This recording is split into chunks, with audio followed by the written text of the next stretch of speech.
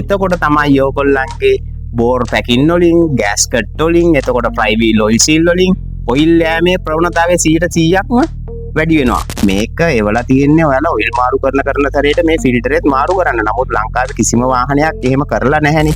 අපි බලමු මේ ෆිල්ටර් එක කපලා මේක ඇතුලේ ඇත්තටම මං කියුවේ පංච එකක් තියෙනවද කියලා. නමුත් ගොඩාක් අය හිතුවා මේක නිකන් බුස් එකක්, මේක ෆිල්ටර් එකක් නෙමේ.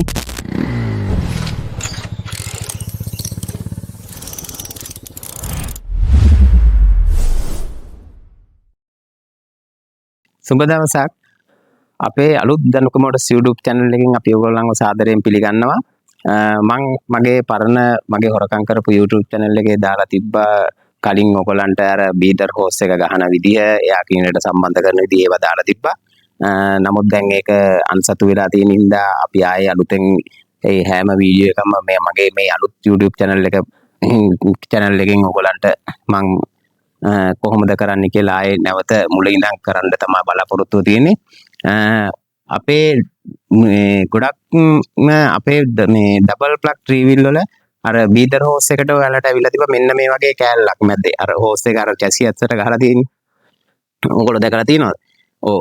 නමුත් ගොඩාක් අය හිතුවා මේක නිකන් බුස් එකක්, මේක ෆිල්ටර් එකක් නෙමේ. නිකන් මෙහෙම කූරු දාලා මේක සුද්ධ කරලා මෙහෙම මේවා කරලා ඒක මේ ආයේ හයි කරනවා. ඇත්තටම මේක ඇවිල්ලා හොඳම ෆිල්ටර් එකක්.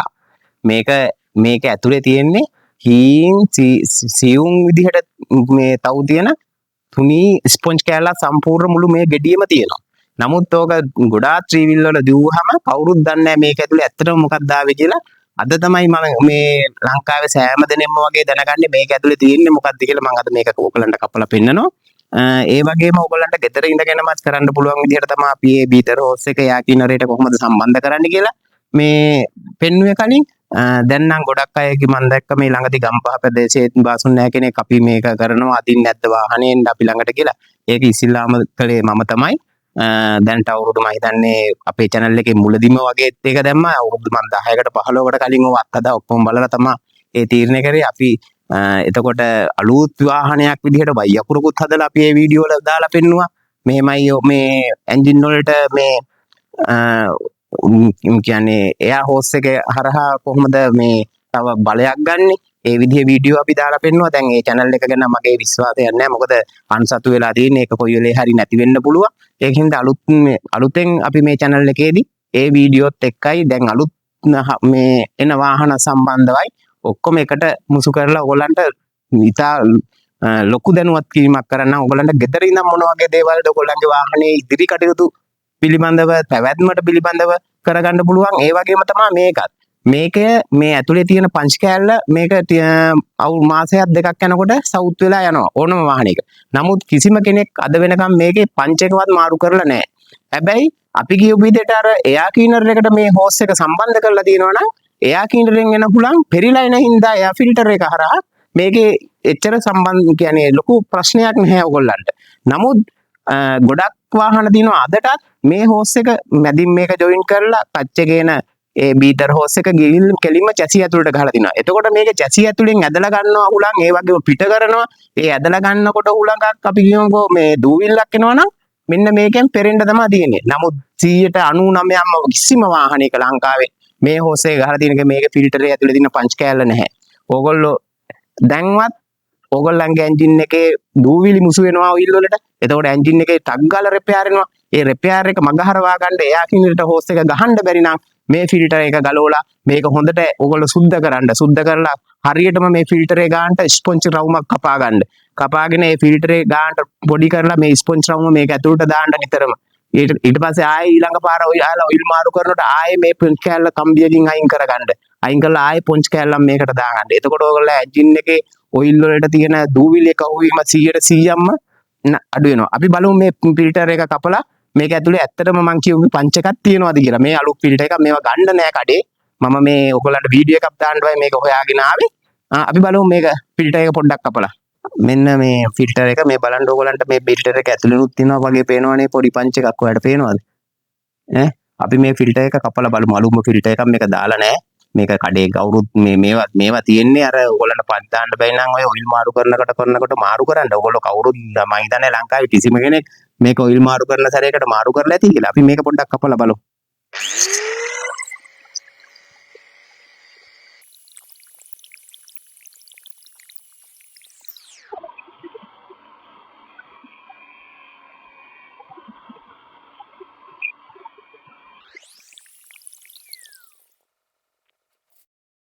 මෙන්න අපි ෆිල්ටර් එක කැපුවා. මෙන්න බලන්න දැන් මේ තියෙන විදිය. මේ රැලි රැලි හැදිච්ච මේ පොඩි ඩස්ට් එකක් වගේ තියෙන මේ පංච් එකක්. දැන් මේ පංච් එක මේ ෆිල්ටරේ පරණ හින්දා දිරලා. තේරෙනවද? මේ තියෙන්නේ මේ දැක්කද?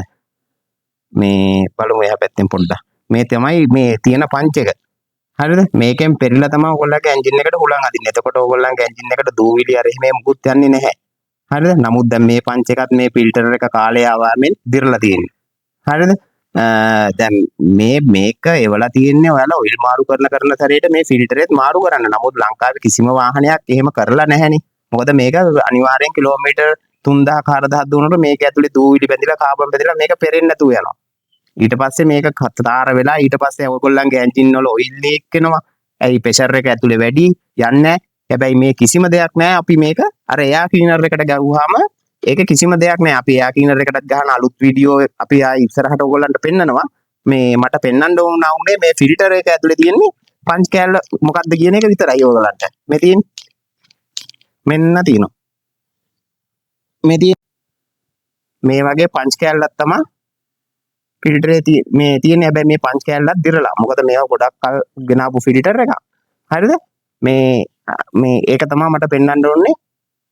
මේ ඔයාලගේ වාහනවල තියෙන්නේ ඇත්තටම ඇතුලේ මුකුත් නැති ෆිල්ටර් එකක්. එක්ක මේක හොඳට ගණන් වෙලා කාබන් ගුලියක් හැටියට ඇතුලේ කාබන් එක. ගොඩාක් අය හිතනවා අම්මෝ මේකේ කාබන් බැඳිලානේ කියලා මේ පංච් එකත් එක්ක තැවරිච්ච තාරයි තෙලුයි ඔක්කොම මේක ඇතුලේ. එතකොට මේක බ්ලොක් වීමක් වෙනවා. එතකොට තමයි ඔයගොල්ලන්ගේ බෝර් පැකින් වලින් ගෑස්කට් වලින් එතකොට ෆ්ලයි වීල් ඔයිල් සීල් වලින් ඔයිල් යෑමේ ප්‍රවණතාවය 100%ක්ම වැඩි වෙනවා. හරිද?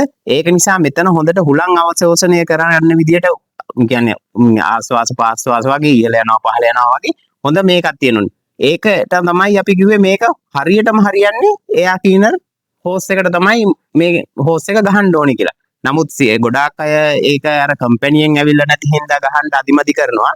මේ ෆිල්ටර් එක හරියටම මේ පංච් කෑල්ල දාලා තිබ්බේ නැත්නම් ඔයාලගේ බෝර් වලට අර ඔයිල් වලට දැන් දූවිලි අර එහෙම කවලම් වෙනවනේ මේකෙන් ඇදලා ඇවිල්ලා දූවිලි පාරවල් වල ගියාම එතකොට ඔයිල් එකේ තියෙනවනේ අර කැපෙන ගතියක්. දැන් පෙලක් අය ගොඩාක්ම දාගන්නේ ලෝකල් ෆිල්ටර් නේ. ඒ වෑනුත් පෙරිලා ගිහිල්ලා තීන් දූවිල්ල බෝර් එක ටක් ගාලා සවුත් වෙනවා. ඊට පස්සේ ශනිකවම ඔයිල් පිච්චීමකට වාහනේ ලක් වෙන්න පුළුවන්. ඒවා තමයි ගොඩක් මේවා ඔයාලට ගෙදරින් ඉඳන්ම සුද්ධ කරලා හරියට මේකට හදාලා ගන්නට රවුමට පංච් කෑල්ලක් දාලා ගෙදරින් ඉඳන්ම කරගන්න පුළුවන් වැඩ. මේක බාස්ලා හොයාගෙන යන්න ඕනේ නැහැ. ඒකයි මම නිතරම කියන්නේ ඕගොල්ලන්ට ගෙදර තියන් වාහනේ පරිස්සම් කරන්න ගොඩාක් දේවල් අපි සතුව තියෙනවා. අපිව ෆලෝ කරන්න. අපි මං කියලා දෙන්නම් ඕගොල්ලන්ට වාහනේ කොහොමද සුරක්ෂිත කරගන්නේ කියලා ගෙදර තියා. මගේ අලුත් YouTube channel එකට එන්න. මොකද පරණ එකේදී නම්බරත් සමහරක් විට වෙනස් වෙන්න පුළුවන්. ඒකේ නම්බරත් අයින් වෙන්න පුළුවන්. අපි අලුත් නම්බරයක් එහෙම වුණොත් ඔය අලුත් YouTube channel එකට තමයි දෙන්නේ. ඒක දන්න කට්ටියට කියලා ඒකට එකතු වෙන්න. ඒකෙන් මම ඕගොල්ලන්ට මුලින් ඉඳන්ම ආයෙ දෙන්න බලාපොරොත්තු වෙනවා. මගේ දැනුමෙන් සෑහෙන කොටස. ඒ නිසා අපිත් එක්ක මෙච්චර වෙලා රැඳී සිටියට ඔබට ස්තුතියි. මම ඊළඟ වීඩියෝ එකේදී පෙන්වන්නම් ඔයගොල්ලන්ට ගෙදර ඉඳන් කරන්න පුළුවන් වාහනේ පැවැත්ම දික් කරගන්න පුළුවන් හොඳම දෙයක්. ඒ කියන්නේ කවුරුත් කරන්නේ ඕගොල්ලන්ගේ වාහන ඒකම මේ කියන්නේ ඒ දේ කරන්නේ නැති වුනහම ගොඩාක් වාහන ලෙඩ වෙලා අපිට කතා කරනවා මෝටර වදින්නේ නැහැ කියනවා වයර් වල ප්‍රශ්න. ඒ ප්‍රශ්න වලට මුල තියෙන විසඳුම මම ලබන වීඩියෝ එකේදී ඕගොල්ලන්ට ගලවන්නේ කොහොමද? ඒක වෙන්නේ නැති වෙන්න වැඩ කරන්නේ කොහොමද? ඔක ගෙදර ඉඳන්ම කාරුකාවක් යන්න ඕනේ නැහැ. ඔයගොල්ලෝ දැන් අලුත් වාහන ගොඩක් අරන් තියෙනවා. ඒ වාහනේ හරියටම මේ විදියට පරිස්සම් කරගත්තේ නැත්නම් අවුරුදු 5ක් යනකොට ඕගොල්ලන්ට සෑහෙන ලෙඩ වලට මුහුණ දෙන්න වෙනවා. දැන් ওই අලුත්ම වාහනේ. අලුත්ම වාහනේටත් අනිවාර්යයෙන්ම කළ යුතු දෙයක් තමයි මම ඊළඟ වීඩියෝ එකේදී කියන්නේ. ඒක කලේ නැත්නම් අනිවාර්යෙන් අවුරුදු 5න් ඔයගොල්ලන්ගේ අලුත් වාහනේ සවුත් වෙනවාමයි. ඊළඟ වීඩියෝ එකේ හැම වෙනතුරු රැඳී සිටියට ස්තුතියි. අපි සමුගෙන යන්න අන්තන කොමඩස් එකකින් සුබ දවසක්.